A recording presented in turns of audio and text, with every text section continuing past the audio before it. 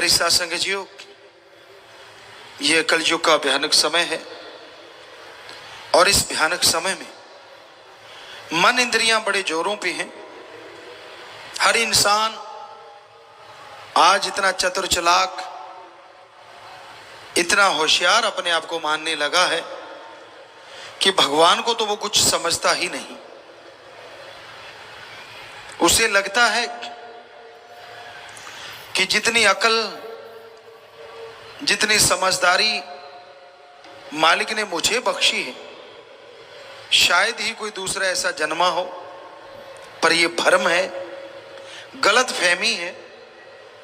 उस मालिक ने सबको दिमाग दिया है, उस मालिक ने सबको अकल दी है, पर कोई ज्यादा इस्तेमाल करता है और कोई कम इस्तेमाल करता है। ये नहीं है सिवाय उन मंदबुद्धियों के जिनको ऊपर कर्मों की मार है। वो मंदबुद्धि ही पैदा हुए, उनको अगर छोड़ दे तो नॉर्मल इंसान का दिमाग बेहद बेहद जबरदस्त है। आज तक साइंस आदमी के दिमाग को सिर्फ 10-15% ही पढ़ पाई है, उससे आगे नहीं बढ़ी। और आज सुपर कंप्यूटर बन गए, मिसाइल बनी है, खात्मे का साजो सामान हाइड्रोजन बम तक बन गए। ये सिर्फ 5 से 10% इस्तेमाल करने से हो गया। अगर इसका ज्यादा इस्तेमाल किया जाए तो क्या से क्या नहीं हो सकता। आज दुनिया जो तबाही के रास्ते की तरफ जा रही है, काश सारे साइंटिस्ट इसलिए लग जाएं कि इंसान को ज्यादा से ज्यादा सुख कैसे मिले, ज्यादा से ज्यादा दिलो दिमाग में शांति कैसे आए, ज्यादा से ज्यादा शांत में रहते हुए आनंद में जीवन कैसे व्यतीत किया जाए। तो भगवान का नाम साइंटिस्टों को भी बहुत रास्ता दिखा सकता है। लेकिन जैसा शुरू से चलता आया है, इंसान के खात्मे के लिए साजो सामान पे रिसर्च ज्यादा होती है। इंसान के अंदर भूखमरी ना आए, इसको रोकने के लिए रिसर्च बहुत कम होती है। अगर ये रिसर्च कर दी जाए तो हम कहते हैं कोई दुखी रहे ही ना बाहरी तौर पे, और साथ में ईश्वर का नाम ले तो अंदरूनी तौर पे भी सुखी हो सकता है। होड़ मची हुई है इंसानों में एक दूसरे को नीचा दिखाने की। होड़ मची हुई है देशों में एक दूसरे से ज्यादा टेक्नोलॉजी लाके डराने की। होड़ बहुत कम नजर आती है इंसानियत सृष्टि के भले कमाने की, बहुत कम। काश साइंटिस्ट तबाही का मार्ग त्याग की उसी यूरेनियम में से, उसी तबाही की चीजों से भलाई की चीजें बना दें, तो हमें लगता है ये गाड़ियों के लिए पेट्रोल डीजल की जरूरत ही ना रहे, ये गैस सिलेंडर, ये साजो सामान की जरूरत ही ना पड़े। क्योंकि उन तत्व से बहुत एनर्जी पैदा की जा सकती है। सूरज एक ऐसा तत्व है, या दूसरे शब्दों में ऐसी शक्ति है जिससे हम इतनी एनर्जी हासिल कर सकते हैं, इतनी एनर्जी हासिल कर सकते हैं, कोई बैटरी की जरूरत नहीं, कोई डीजल पेट्रोल की जरूरत ना पड़े, कोई गैस सिलेंडर की जरूरत ना पड़े।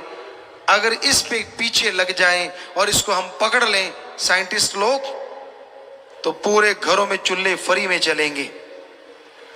साइकिल, गाड़ियां, मोटरसाइकिल वगैरह सब फ्री में चलेंगे, क्योंकि साइकिल पे भी इंजन लग जाएगा जब सूर्य से ही चार्ज होना है।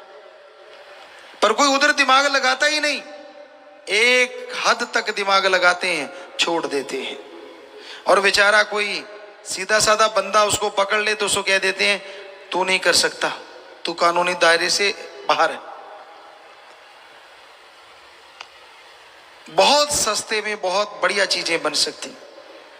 डीएनए के इलाज के लिए हमारे डॉक्टर, हमारे साइंटिस्ट अगर लग जाएं, जो रामायण काल में होता था कि आदमी का डीएनए ठीक कर दिया जाता था और वो सैकड़ों साल जिंदगी जीता रहता था, कभी भी उसको दुख नहीं आता था। लेकिन यहां तो दवाई की सारी फैक्ट्रियां बंद हो जाएंगी। वो होने क्यों देंगे डीएनए की टेस्ट? कितनी दवाइयों के बैठे हैं। अब सोच के देखिए, पूरे वर्ल्ड में सबसे ज्यादा मुनाफा कमाते लोग इससे 3 के 33 लेते हैं। बुरा ना मानना, और क्षेत्रों में भी यही हाल है, पर ख्याल में आ गया तो जो ख्याल में आ गया हमने बोल दिया। हमें ऐसा लगता है, ये हमारे विचार हैं। हो सकता है 3 के 300 भी होते हो, हमें क्या पता। हो तो क्या 3 के 13 ही होते हो, क्या कह सकते हैं। लेकिन है गड़बड़ जरूर, पक्का है। वरना एक ही दवाई एक ही जगह पे हमने देखी है, 3 रुपए की भी मिलती है और 30 रुपए की भी मिलती है। क्यों भाई? सेम साल्ट है, सेम सब कुछ है। वो बेचारा कोई दानिशमंद देता है, कमाई नहीं करता। वो कहता मैं भी 5 पैसे या 10 रुपए से कमाता हूं, इसका मतलब 2 रुपए 90 पैसे की पड़ती है, और उसी के 30 रुपए भी हमने लेते देखा लोगों को। हर बिजनेस में, हर व्यापार में ये चीजें हो रही हैं। तो काश हमारे साइंटिस्ट, काश हमारे डॉक्टर इस बारे में कदम उठाएं कि हाँ, इंसानियत के भले के लिए हम डीएनए तक जाएंगे। हमने यहाँ के डॉक्टरों को बोला है, हमारे सत्संगी डॉक्टर यूएसए में भी हैं, हर जगह वो आए भी हैं, तो हम उनको कहते रहते हैं कि बेटा ऐसा रिसर्च करो कि डीएनए के बारे में आप सर्च करो, क्योंकि ऐसा हुआ है, कभी ऐसा था। यहां बहुत सारे आज डॉक्टर भी आए होंगे, क्या आप बता सकते हैं? हम डॉक्टरों से ही पूछना चाहेंगे।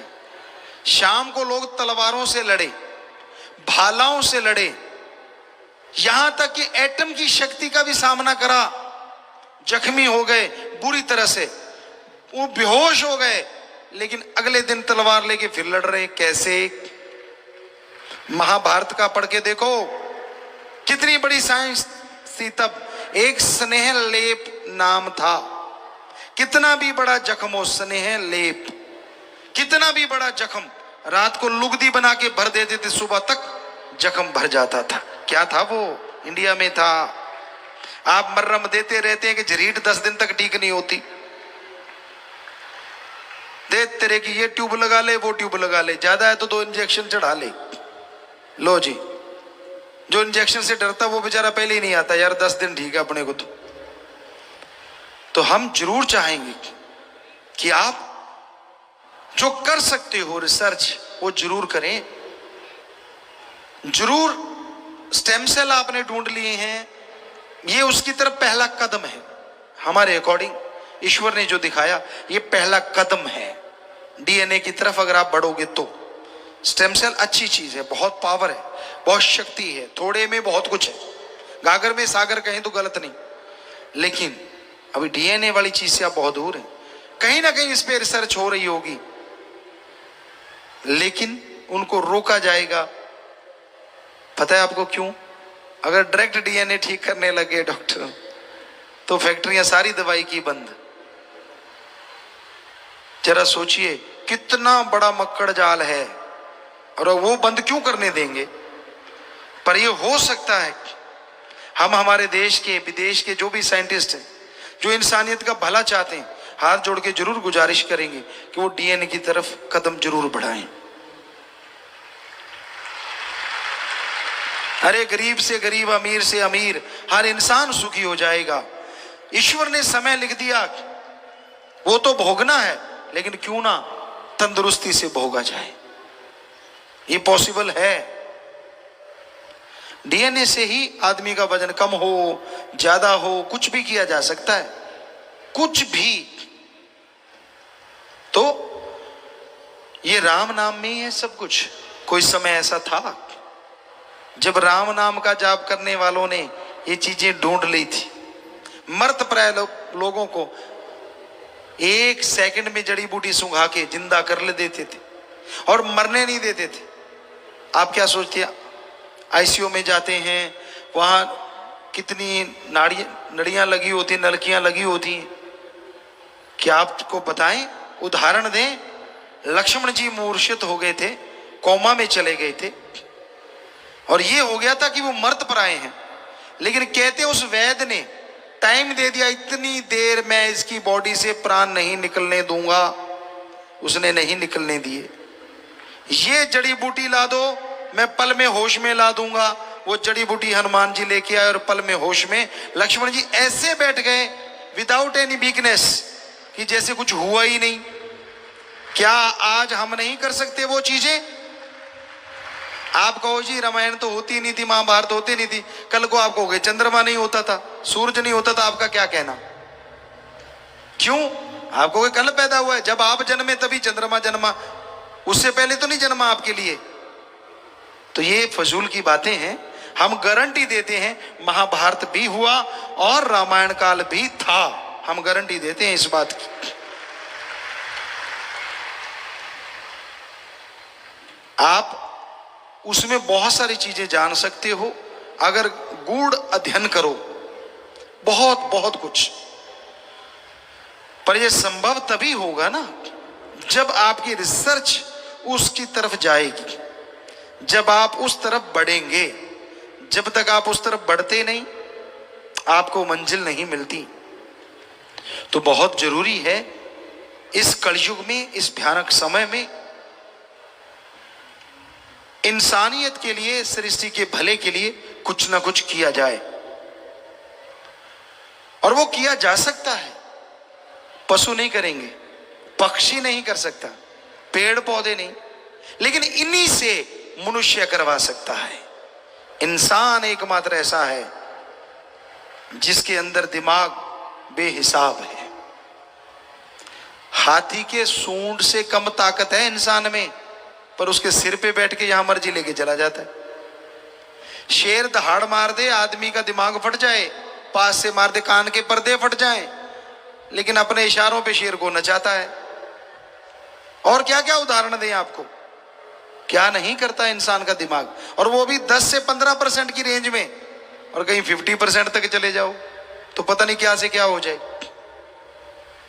तो कहने का मतलब, आप मंदबुद्धि नहीं है ये सोचा करो। अपने आप को नेगेटिविटी का शिकार मत बनाया करो कि मुझे कुछ नहीं आता, मैं तो फेल ही होऊंगा, मेरे में तो कुछ भी नहीं है। क्यों नहीं है भाई? ये ऊपर का खाना मालिक ने भर रखा है, इस्तेमाल करो ना करो वो आपकी मर्जी है, पर सामान सबका एक क्लास है इस खाने में। तो अब इस्तेमाल कैसे करते हो वो आपके ऊपर निर्भर है ना। तो आज के दौर में बहुत जरूरी है कोई परहित परमार्थ सोचे। इस दिमाग से अच्छी सोच लाया करो। संत पीर फकीर कभी किसी का बुरा नहीं सोचते। संत पीर फकीर कभी किसी का बुरा नहीं करते। जब आदमी के अंदर खोट होता है,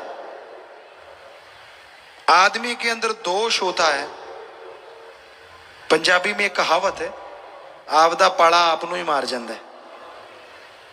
मतलब जब खुद में कोई कमी होती है ना, उससे बचने के लिए जब वो संतों में कमी निकालने लगता है, क्यों किंतु परंतु जब शुरू हो जाती है, तो वो अपने कर्मों की वजह से दुखी, बेइंतहा दुखी होना शुरू हो जाता है। अपने आप को बचाने के लिए हथकंडे अपनाता है, दूसरों का इस्तेमाल करता है। पर क्या आप जानते हैं कोई ऐसा भी है जो आपके दिमाग की बात आने से पहले पढ़ लेता है, जो बोलने से पहले जानता है आप क्या बोलोगे, और जो वीडियो बना रहा है आपकी लाइव कि हाँ ये बंदा ये कर रहा है, जो करता है सो भरता है। जितने मर्जी गप मारते रहो फकीर के सामने, जो मर्जी कहते रहो फकीर देखो, हाँ बेटा, अच्छा बेटा, अच्छा बेटा। फकीर ने क्या लेना भाई? पर आपको लगता है मैंने बुद्धू बना दिया। भूल जाते हो आपने अपने आप को बुद्धू बना लिया, क्योंकि वो राम है, वो अल्लाह है, वो वाहिगुरु है, वो गॉड है, वो ईश्वर है जो सबके अंदर बैठा हर पल हर क्षण का हिसाब रखता है।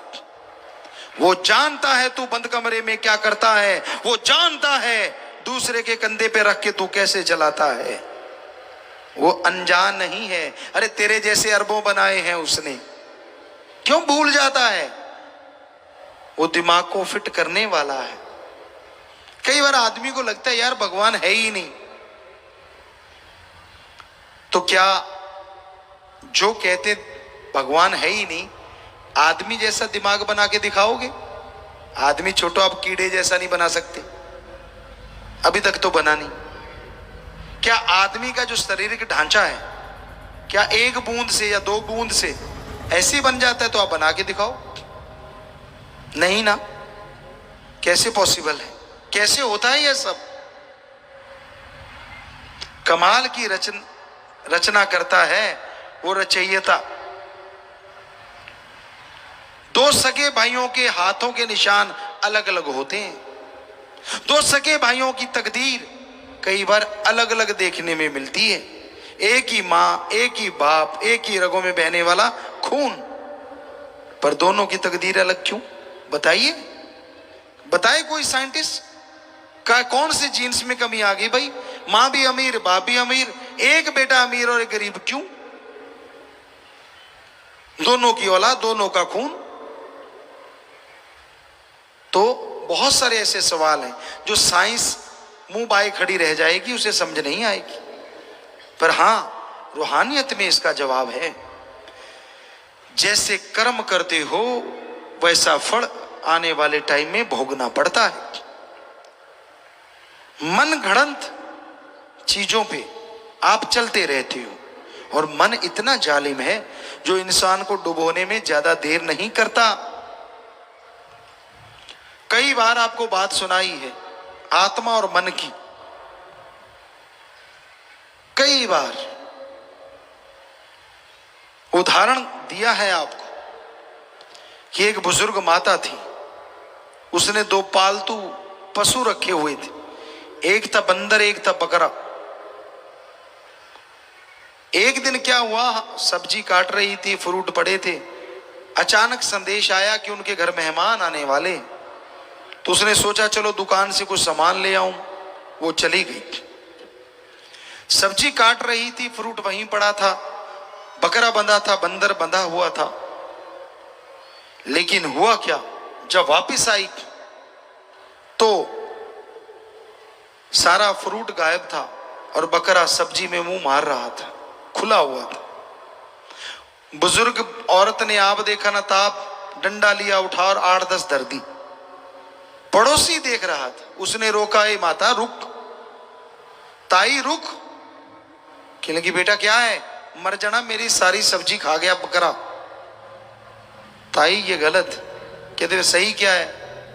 कहते मैं देख रहा था, ये तेरा जो बंदर है ना, इसने गल से रस्सा निकाला, सारी फ्रूट चट कर गया, आधी सब्जी चट कर गया, और बाद में बकरे का रस्सा खोल दिया, खुद के गले में डाल के आराम से बैठा है। काम उसका है, पड़ बकरे की रही है। तो उसी तरह काम आपके मन का होता है और पड़ आत्मा की रही होती। नेगेटिविटी जिनके अंदर होती है ना, किसी पे उनको यकीन आता ही नहीं, और ऐसे लोग कभी किसी के यकीन के पात्र बन ही नहीं सकते। कितने ही अपने आप को चेंज कर लें, कुछ भी कर लें, बिन पेंदे की लोटे की तरह होते। ना वो राम में यकीन, ना भगवान में यकीन, ना पीर फकीर में यकीन। वो बात सुनाया करते हैं, जमुना गया तो जमुना दास और गंगा गया तो गंगाराम। मतलब जिसने लाया गली ओदे वर तुर चली। अजीबो गरीब बातें हम देखते रहते, चुप रहते हैं, मुस्कुराते रहते हैं, मालिक से दुआ करते रहते हैं सबको सद्बुद्धि बख्शे। लोगों को अपना सिक्का चलाना होता है। जब लगा कि सिक्का नहीं चला तो गड़बड़, और चल गया तो खोटा भी अच्छा। तो राम का नाम इस कलयुग में अति जरूरी है। ओम हरि अल्लाह वाहिगुरु के नाम के बिना आपको सद्बुद्धि नहीं आएगी। आप दूसरों के भले की तो छोड़ो, अपना भी भला नहीं कर पाओगे। राम नाम का सुमरन करना पड़ेगा, भक्ति करनी पड़ेगी। 15 मिनट करो, आधा घंटा करो, वो आपकी मर्जी, पर करो। उससे आपको सही रास्ता मिलेगा, उसी से आप परम पिता परमात्मा की खुशियां हासिल कर पाएंगे।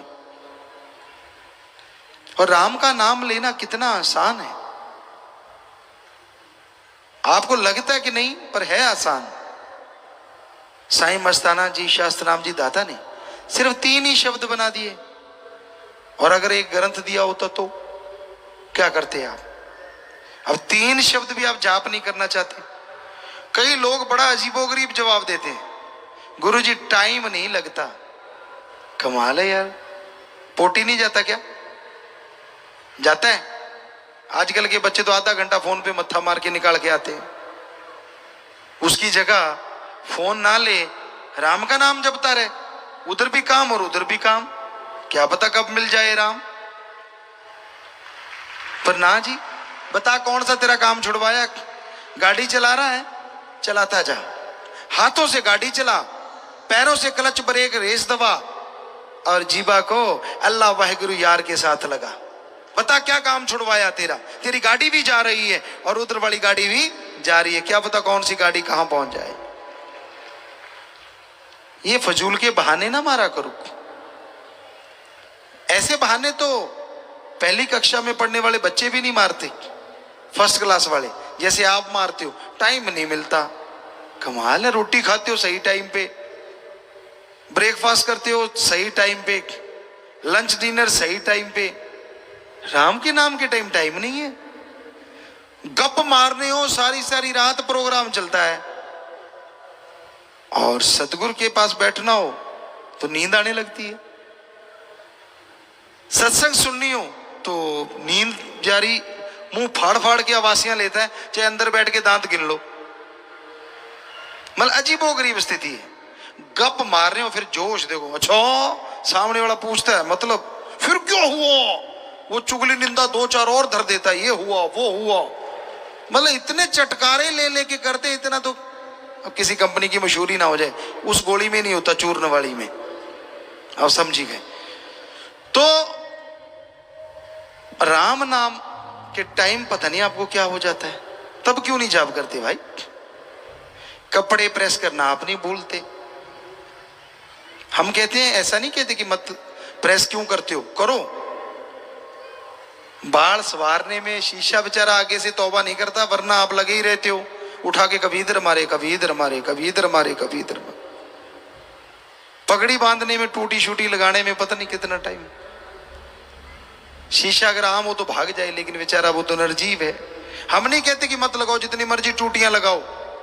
हमारा कहने का मतलब, अगर उसके लिए टाइम है तो 10 मिनट अल्लाह वाहिगुरु राम के लिए टाइम क्यों नहीं है आपके पास?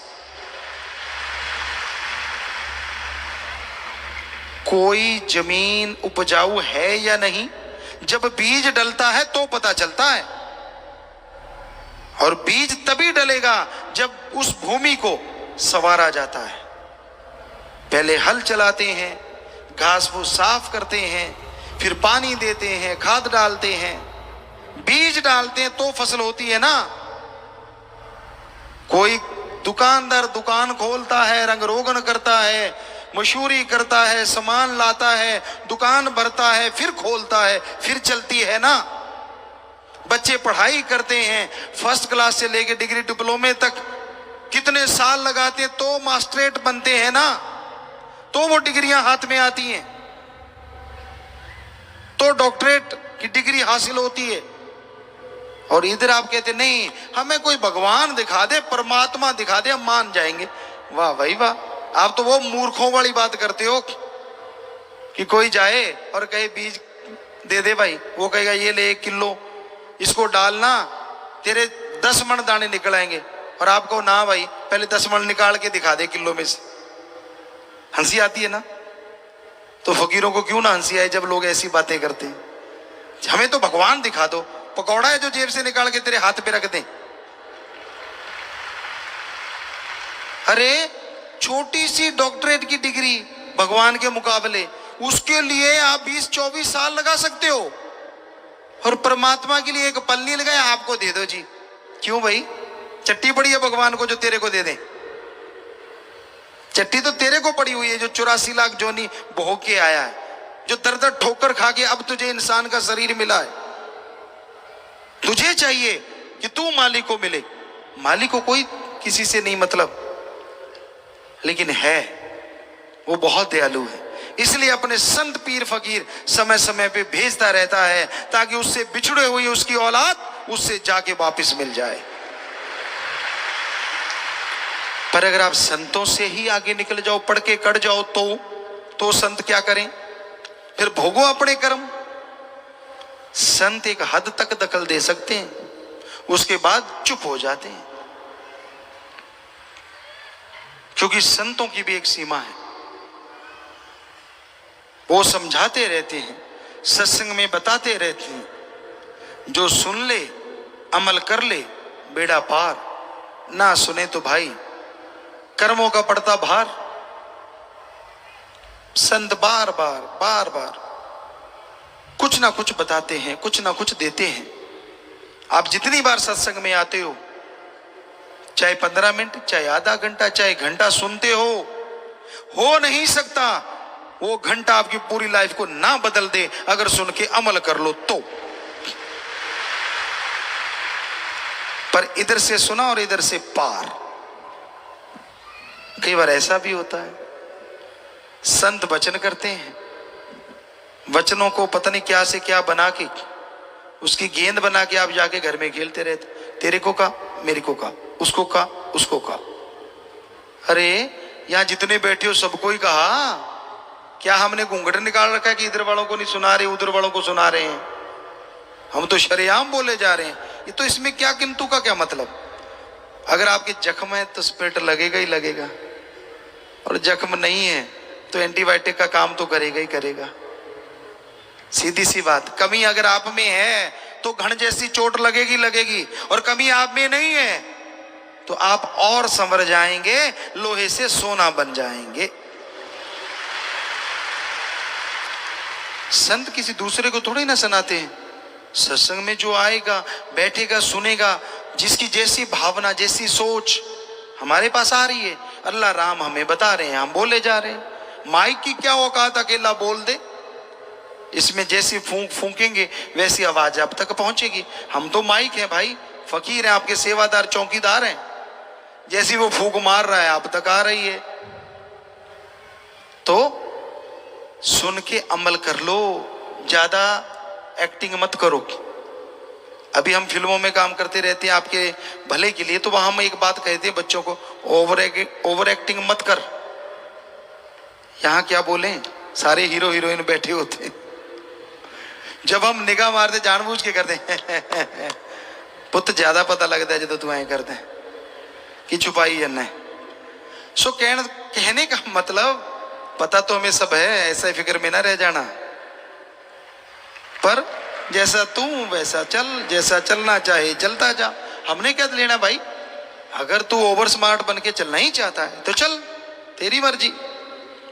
फकीर बुरा नहीं कर सकते सोच में भी, कर्मों से तो क्या करेंगे किसी का। लोग जल्दी भूल जाते हैं, ये अलग बात है। हमने देखा परमात्मा ने जिनको जिंदगी बख्श दी, उसे पता था कि मेरी इस पल मौत होती, उसे पता था सारी जिंदगी मेरा बर्बाद हो जाती, लेकिन वाह यार, वाह भगवान, वाह राम, वाह राम, वाह राम, वाह राम। जब ठीक हो गया कहता वाह राम, मैं सही हूं, अब तेरा क्या काम। खत्म, छुट्टी। बस इतने मतलब परस्त, भूल गए सब कुछ, और अपने आप को सही साबित करने के लिए गैरों का साथ। वो कहते हैं ना, लंडे नु खुंडा 100 को तो टक्कर दे। कहावत है एक पंजाबी की, क्योंकि मां भाषा जैसी होती है ना, वो बातें ज्यादा याद रहती हैं। तो लंडे नु खुंडा 100 को तो टक्कर दे, एहे जे नु गल करने वाला भी भज के लेंदा है। अच्छा तू सही कहना यार, बस हो गया काम शुरू। भक्ति शक्ति सब उड़ गई, पल्ले रह गई झूठी बातें। वही यार दोस्त, वही मित्र अच्छे लगते हैं जो हाँ में हाँ मिलाएं। कोई सच्ची बात कह दे बड़ा कड़वा लगता है, गड़बड़ लगती है। कि यार मेरे को इसने सच क्यों बोला।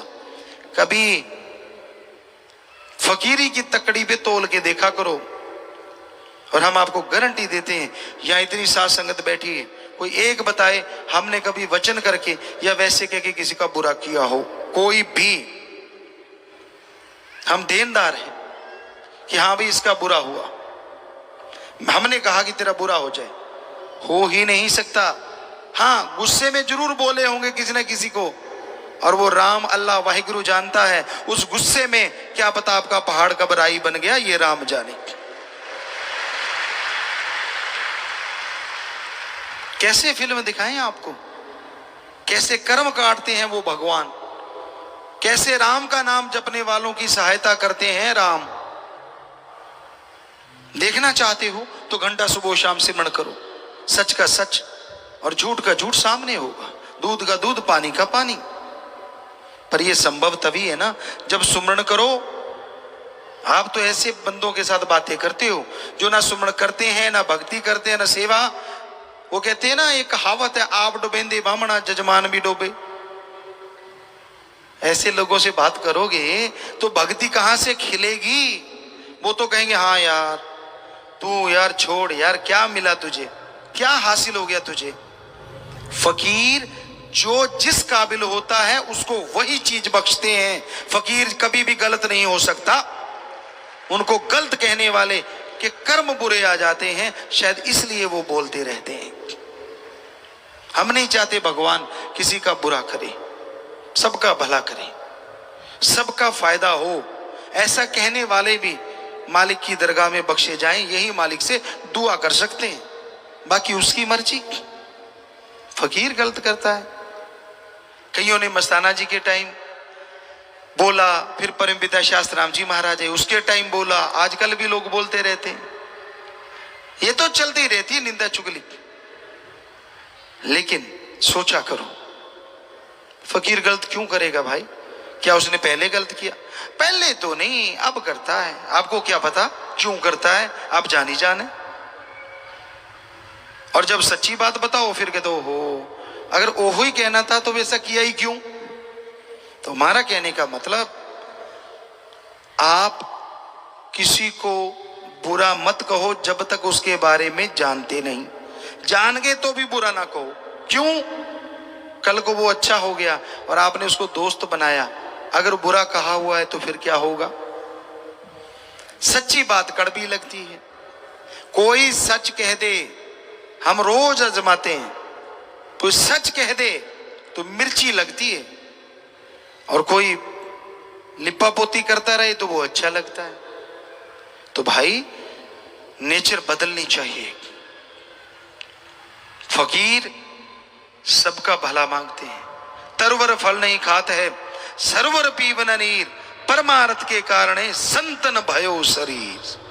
तरुवर पेड़ पौधे फल खुद नहीं खाते, सरोवर मीठे समुद्र या समुद्र पानी खुद नहीं पीते, सब दूसरों के लिए होता है। और वैसे ही संत सब कुछ समाज के भले के लिए करते हैं, पर्सनल उनका अपना कोई हित नहीं होता। लेकिन पता नहीं, इंसान की बुद्धि भ्रष्ट जब हो जाती है, उसे लगता है तो भाई हम तो गुजारिश कर सकते हैं। एक कहावत है, पहला मंजे थल्ले सोटी मार।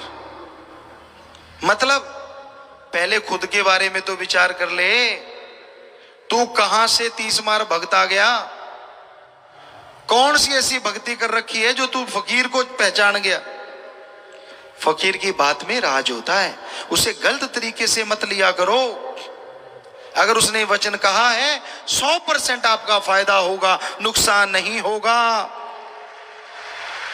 तरोड़ मरोड़ के चटकारे ले लेके मसाला लगा लगा के कुछ और ना बनाया करो। मर्जी आपकी, हमें कोई दुख नहीं लगता, और लगता भी है।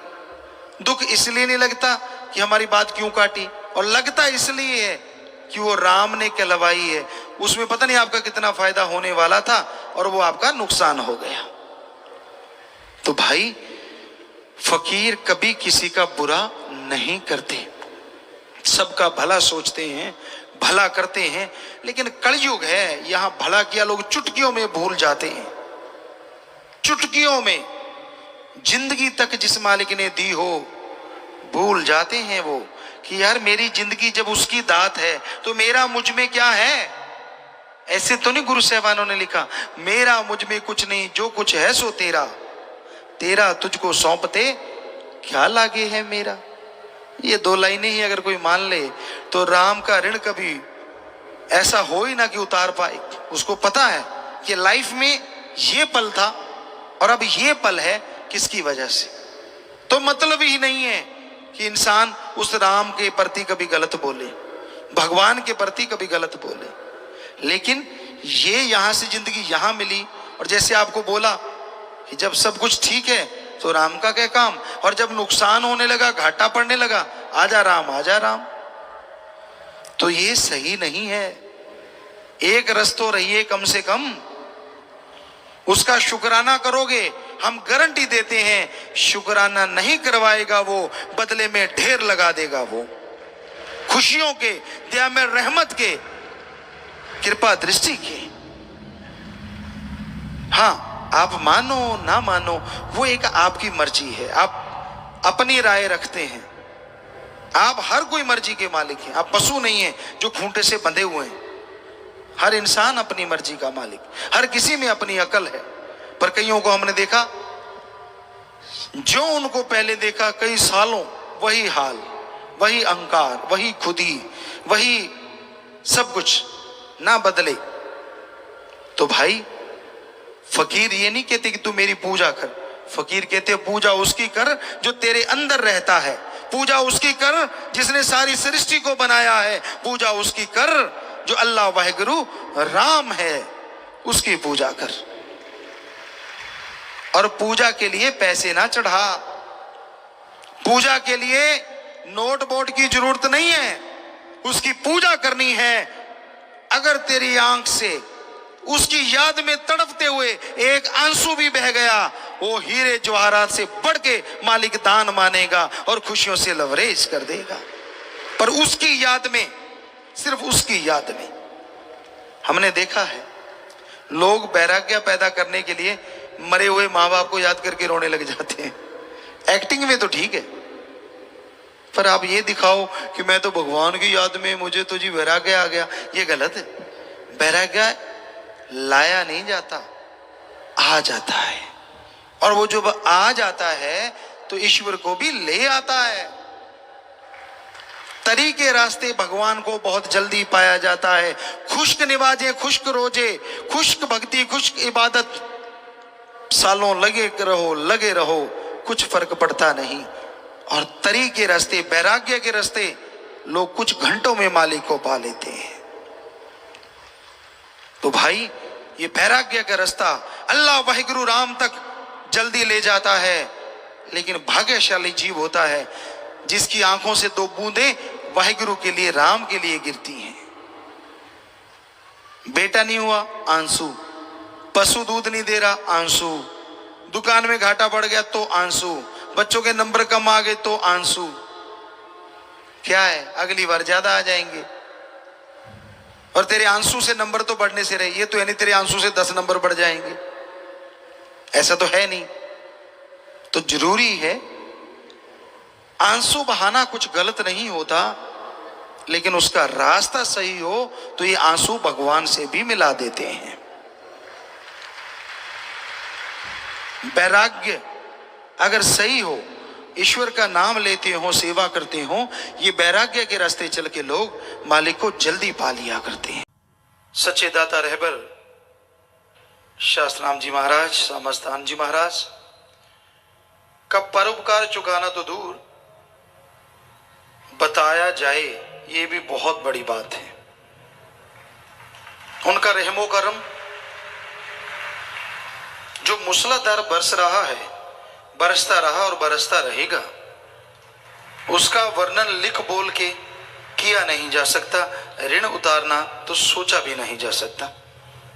माँ बाप का ऋण कहीं ना कहीं जीव तब उतार देता है जब वो अच्छे नेक कर्म करके दुनिया में नाम रोशन कर देता है, तो माँ बाप का ऋण उतर जाता है।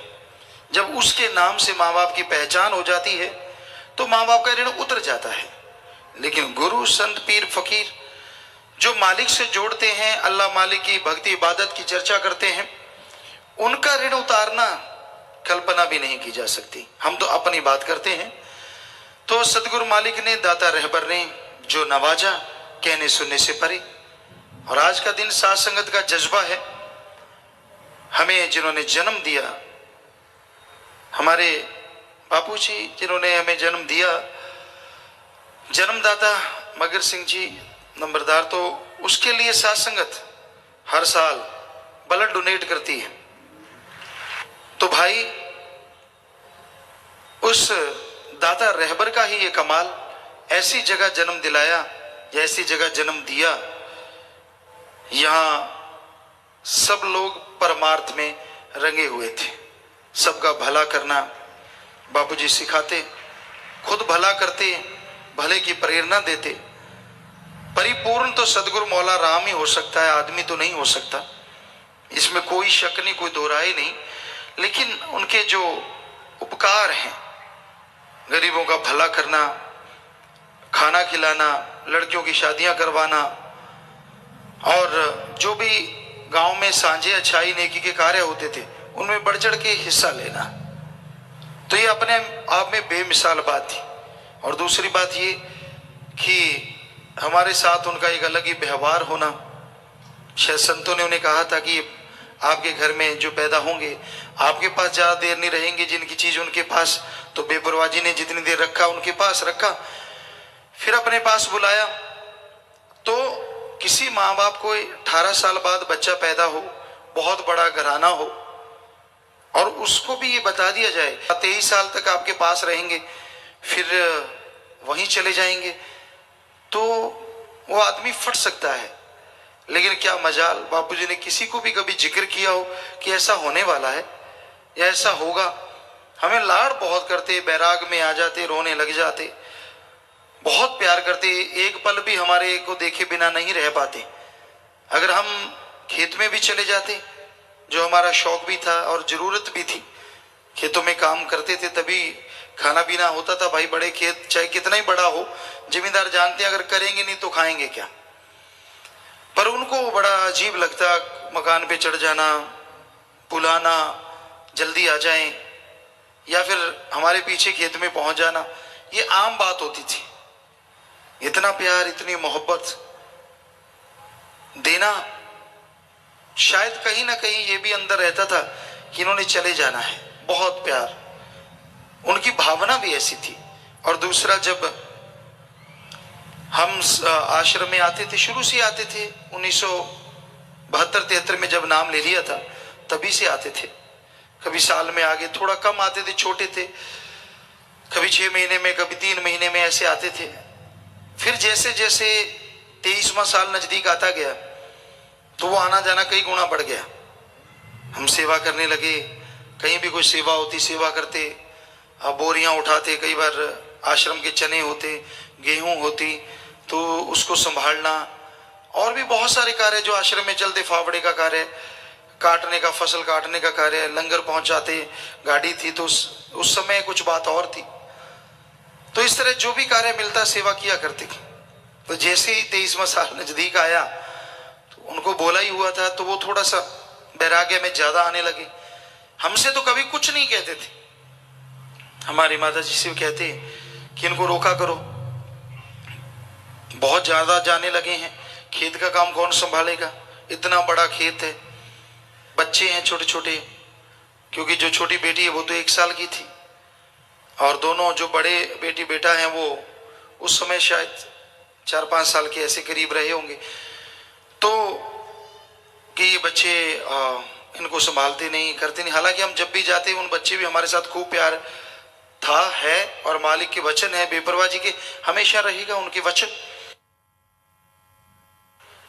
इस तरह से कई तरह की बातें कहते माता जी को, आप रोको इनको, ठीक है आश्रम जाएं, लेकिन इतना ज्यादा।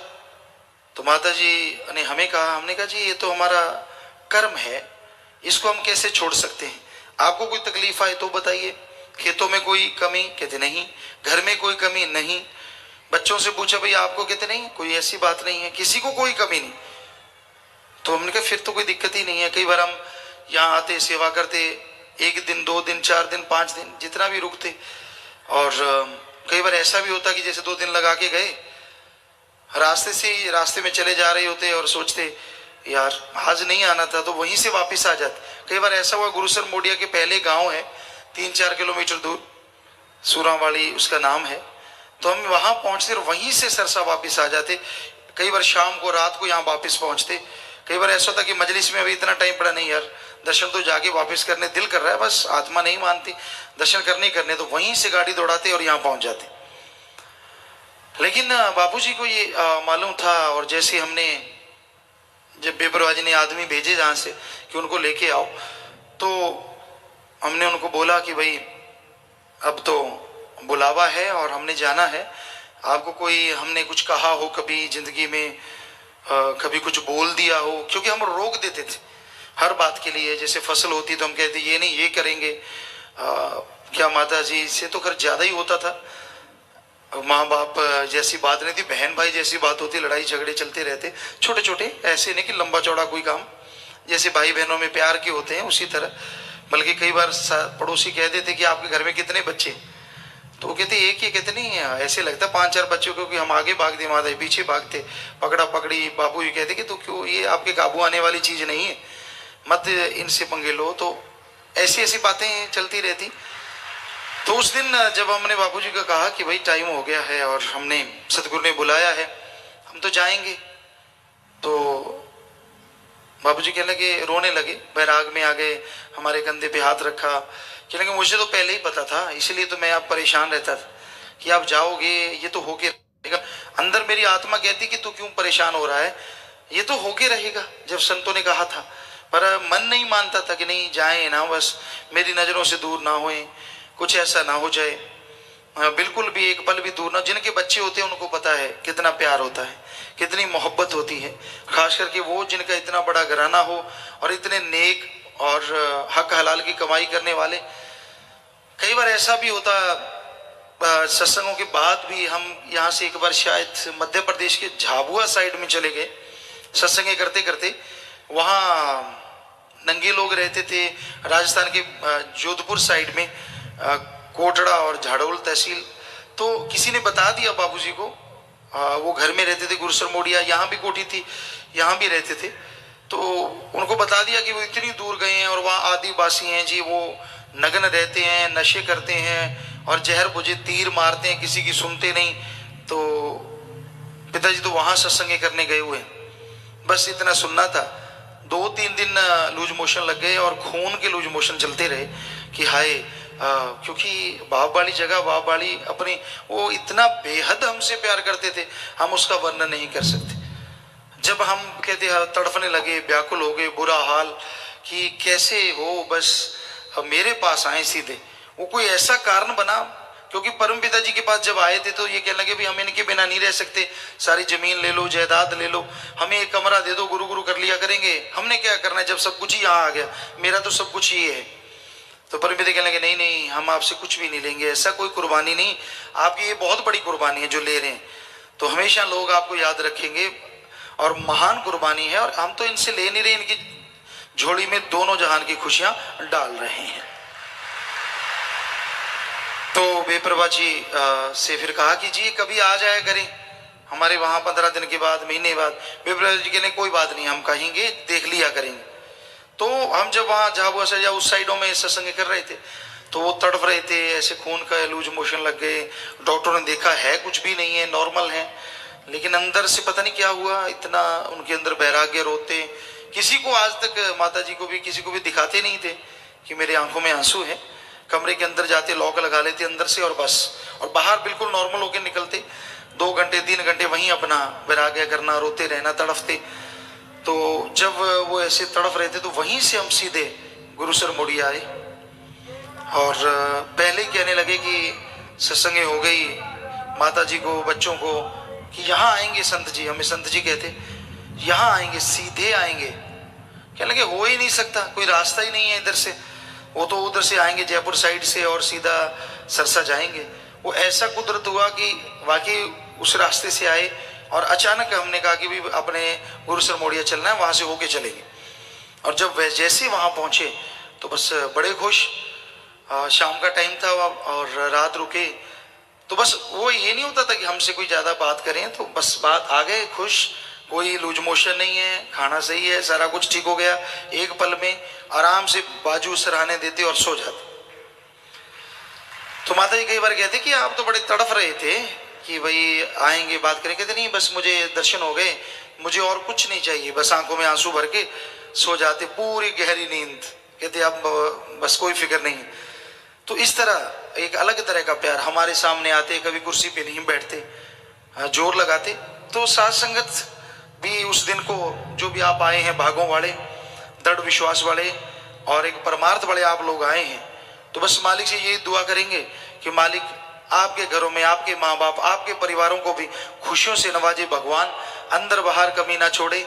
जो परमार्थ में ये लोग बढ़ चढ़ के आप हिस्सा ले रहे हैं, कई सत्संगों का फल आपकी झोलियों में डाले। जो ब्लड डोनेट कर रहे हैं, आज सेवा कर रहे हैं, बस मालिक से यही दुआ करते हैं, क्योंकि प्यार उन्होंने हमसे किया, आपने हमसे किया, तभी आप ये मना रहे हैं।